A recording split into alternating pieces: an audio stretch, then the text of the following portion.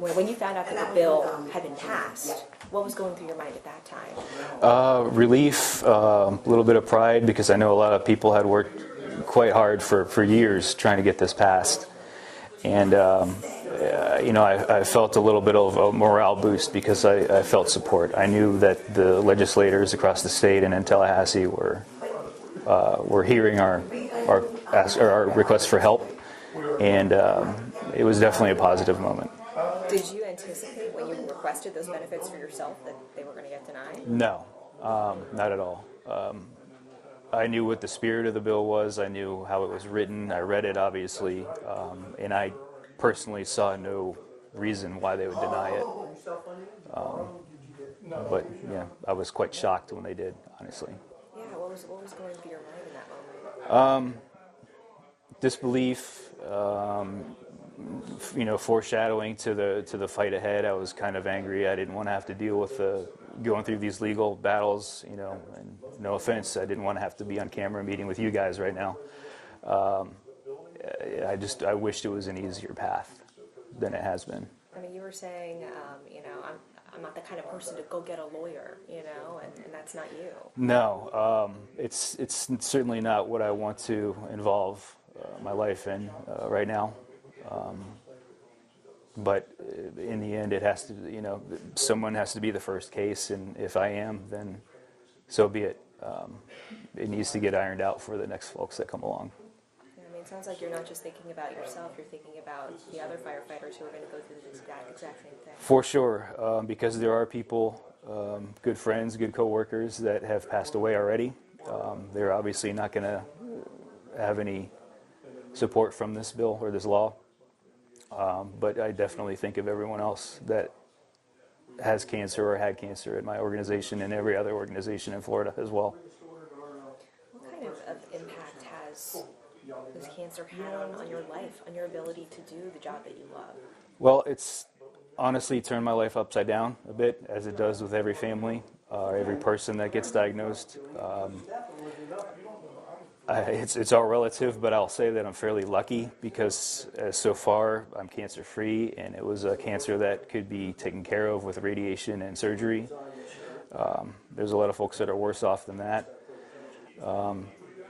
It's definitely hit my wife and I emotionally. She struggles watching me be in pain, as I would with her. The extended family as well. They're always asking how I'm doing, if I'm getting better. And not being at work right now, for the reason that it is no fun, of course. My goal is to get back, because if I get back, that means I'm feeling good. And I've got a long way to go before that's the case.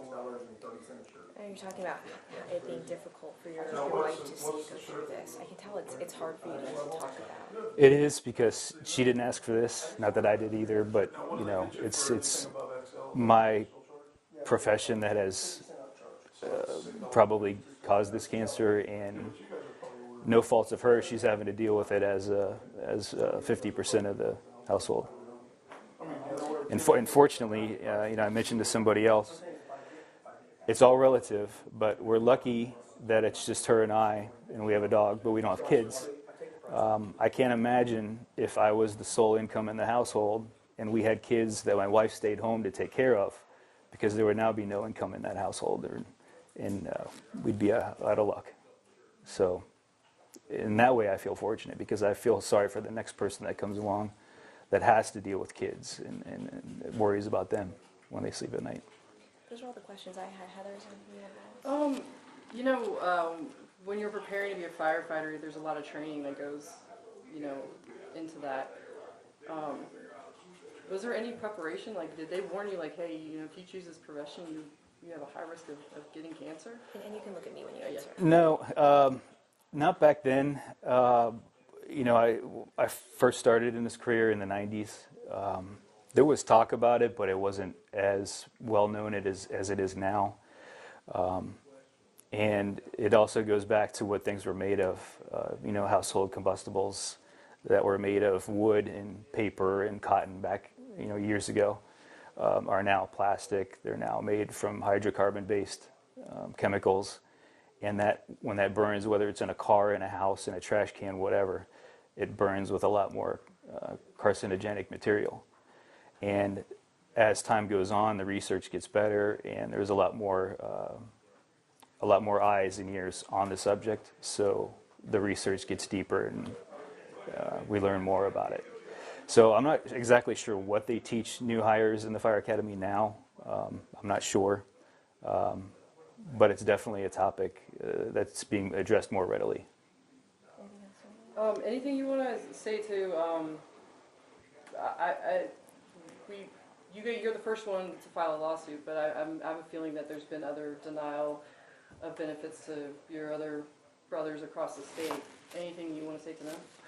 Yeah, just keep fighting. Of course, the legislators across the state had something in mind when this bill was written, and also when Governor DeSantis signed it into law. The spirit of the bill is to provide support for firefighters that are diagnosed with cancer, and just hang on tight. You know, we got your back. The unions have your back. Your peers have your back. My peers, my coworkers have been over the top in giving me support, both in terms of asking me if I need anything done, and just basic moral support too. I can hear in your voice how much that means to you. It does. I don't know how I can repay it one day. Anything else you want to say? No, just thank you for coming. Thank you for shining or putting your cameras on this situation so it gets more views.